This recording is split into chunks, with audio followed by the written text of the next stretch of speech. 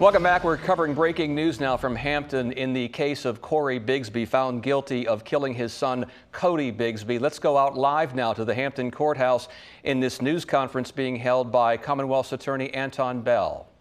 We need to put all of the things together, but can I kind of focus a little bit first on Dina Abdul Kareem, the mother of Cody.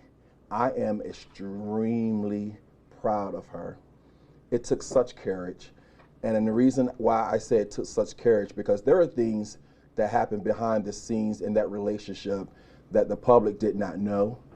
And there were things that occurred that we could not bring into the court case because it would have been seen as prejudicial. So she had to sit there, as many of you heard, and really be defamed. She had to sit there and be called a bad mother. She had to sit there and really be looked down upon and keep her silence. And she did it with such grace and with such dignity. So this case was, for her, it was some level of a resolution and some level of accountability. It would never really be closure, because here's the problem. We still don't have a body. We still do not have the body, and probably will never have the body. So you can never bring complete healing and closure as a result of that. But nonetheless, for her, it was a day of victory and a day of justice. What she knew in her gut, that this man, this person, I won't call him a man, but this person had done such horrendous things to her baby, and he's now being held accountable for that.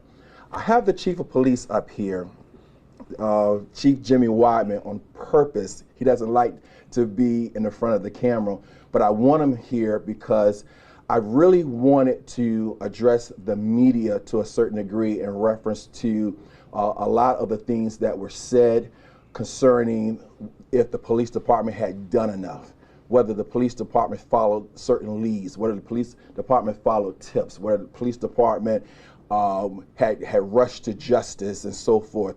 And they took a beating in the beginning. They really did. And I'm so grateful for former Detective Stephen Rohde, who I personally asked to be on this task force concerning investigating this case. And he took that job and he took ownership of it. And that is what our department is made of. They're made up of men and women who love their community, who love to see people find some level of justice for wrongs that have been committed against them. And so I wanted the chief here because I am so proud of your department, Chief. I'm so proud of how you also maintain your dignity and grace in the midst of the slander that took place. There were, particularly from the Defense Counsel, a number of press interviews and even a number of press conferences that she gave. And if you guys notice, I was unusually silent in this case. Normally, I don't have a problem talking to the press. I've never had a problem talking to the press. But I was very intentional in being silent concerning this case because I did not want anyone to be able to say that I tainted any potential jury pool. I didn't want anyone to say that we are trying to get a narrative out there that would be prejudicial to the defendant. I purposely waited until this trial was concluded and the jury, the community, spoke and said guilty, and then to speak to all of you. It's been a long journey, a long road. Commonwealth has never asked for a continuance in this case. If you all recall, every continuance, every delay has been by the defense. We have been ready day one. And we've been ready day one because the facts were there, the evidence was there, and our police department did an amazing job in being able to piece this puzzle together to get us to this day. And would it not be poetic justice that the day that we chose for the sentencing to be the anniversary, the third anniversary of the day that the defendant was convicted of murdering his 3-year-old child, which is June 18th, 2024. So just poetic justice. So with all of that, I open the floor to questions. Mr. Bell, can you talk about the decision to put a 7-year-old on the stand, and would this verdict have been possible without his testimony? It was a puzzle. And so what I had to do is put together a puzzle. And he was a big piece of that puzzle, but we believe that each piece was dependent on other pieces of that puzzle. He was able to confirm that June 18th date as far as when it happened, and he was also able to confirm the fact that that baby had been dead for months, because the last time he saw him, he was dead. And he went to the Busch Gardens in the Water Country, USA right after that. And that was July 5th through the 14th and 16th. So he was able to give us that date, but he was more so able to confirm that he was indeed dead, and that confession that was retrieved from that composition book was not some bogus confession as the defense was trying to make it out to be, trying to paint him to be crazy or tortured or in some manner just losing it because he was going through this grief. No, his conscience was beating him up. His conscience was dictating why he was writing those letters, writing those confessions, saying those things, because that child was innocent. And the last image that that child had was his father beating him to death. And so his conscience, he couldn't take it. Attorney, when did you find out that Cory Bigsby would not be testifying? And had he testified, what was going to be your plan of attack? I was going to have no mercy with him. If he took that stand, you would have seen another beatdown in the courtroom. It would have been a legal beatdown. So it would have been no mercy.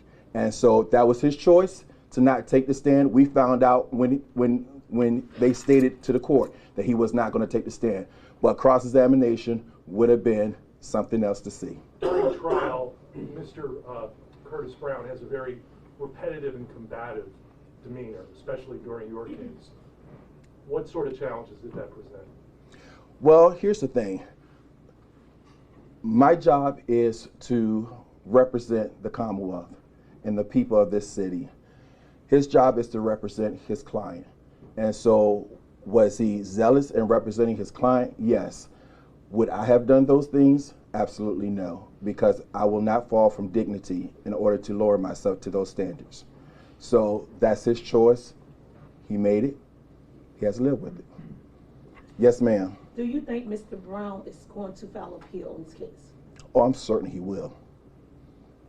But the Attorney General office, they handle Commonwealth Attorney appeals, and so we are confident that we absolutely laid out sufficient evidence for that appeal to be denied. What about the child neglect charges against Mr. Bigsby? Where do those go from here? Oh, we will try him on those cases too. We want full and complete accountability. So that's next.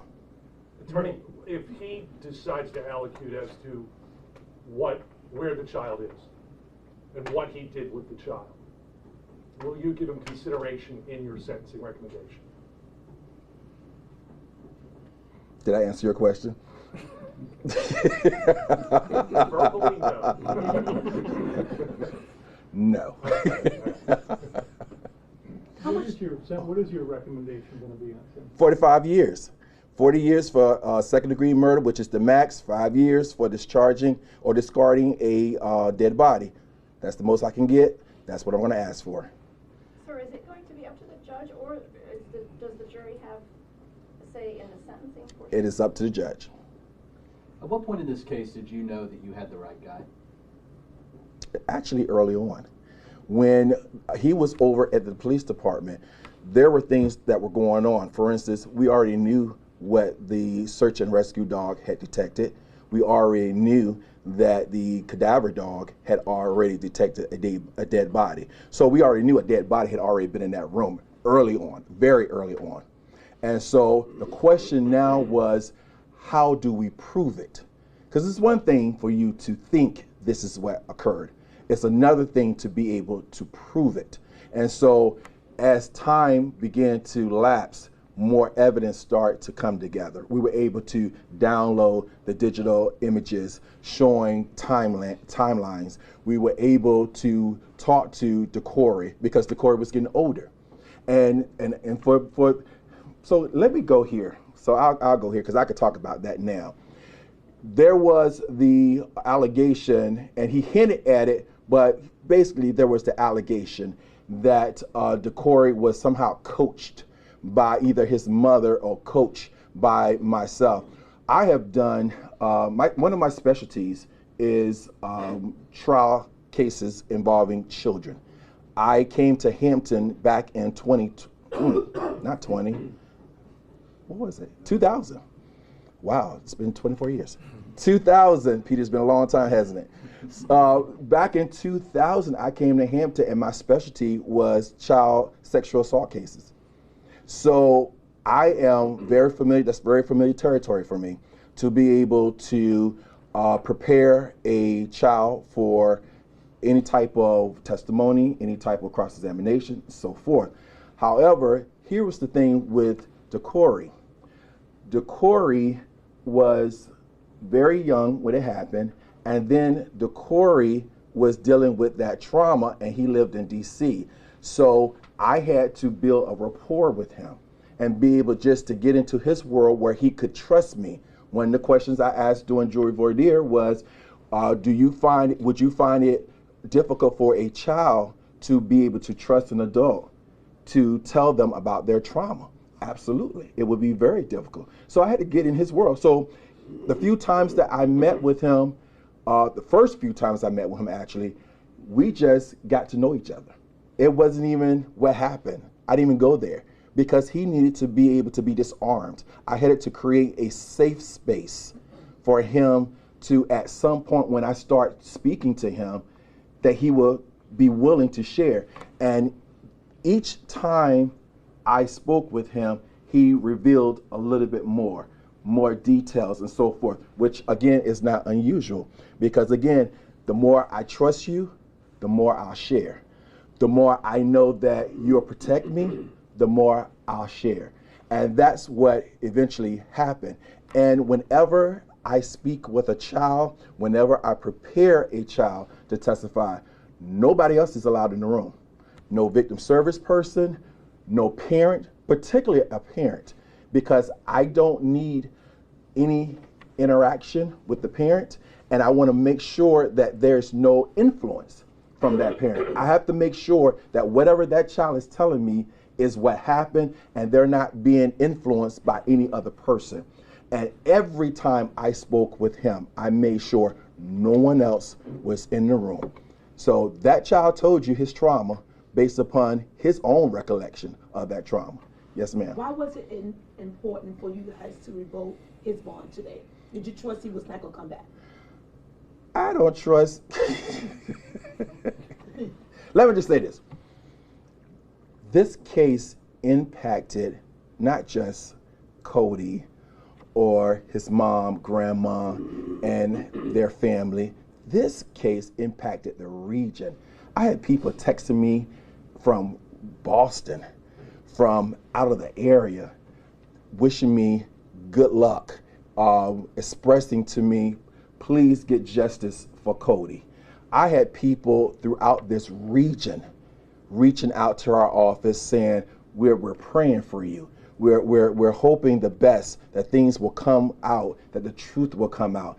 And so for him to be found guilty of brutally beating this baby and then to be able to walk out the courtroom would have been a slap in the face of the citizens in this region. And so it was extremely important that they saw the justice system work properly. Attorney, how important was it to show that there were no original pictures of Cody after June or July of 2021? It was extremely important because it helped us with our timeline to establish it and to prove it.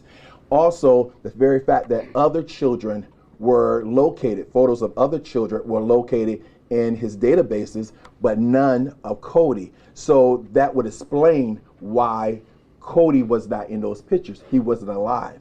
In addition to that, they were trying to make it seem as if Cody, even if he killed them, maybe he killed them after September when his sister testified, which we found to be very uncredible because this person gave multiple interviews to individuals before the indictment for murder, And she had already basically gave the timeline. And then after the indictment in 2023, she all of a sudden is going to say, oh, he was with us in September. But notice this. They had a photo of the sister and Cory back in 2020, early 2020, which would have made Cory around 3 because he didn't turn 4 until December 24.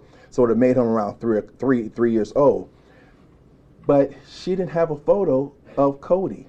And she was asked, this is a special occasion. You know, this is something to commemorate your mom's death and so forth. But you don't have a photo of Cody? You don't have any photo of any of the kids? None of them? Didn't happen. Your assistant attorney Dylan did a wonderful job. How proud are you of him? Extremely. Extremely. Mr. Arnold took ownership of this case. This case has been going on for 2 years, and I wear multiple hats. I'm also the president of the Virginia Association of Commonwealth Attorneys, so I'm the face of Commonwealth attorneys throughout this state or this Commonwealth. I'm also a minister, husband, father, so I have a lot of hats. I'm a very busy person, and so it was important that I had a second set of eyes. At some point in the case, sometimes you feel a little fatigue and you need a little boost in energy, and his youth absolutely gave me the boost that I need, but more so, he was that second set of eyes, and he came in and he absolutely took ownership of this case as if it was his own case. And so I'm extremely proud of him, extremely. Sir, I have a question. I don't know if you can answer this because of the nature, but if Mr. Bigsby actually took Cory to Busch Gardens repeatedly, as you mentioned, if Cody was out of the picture, where were the twins? Home. He had no babysitter. Home. Is that the child neglect charge? Which I will not get into because I still have to try those. So I won't talk about the child neglect charges, but we allege that they were home.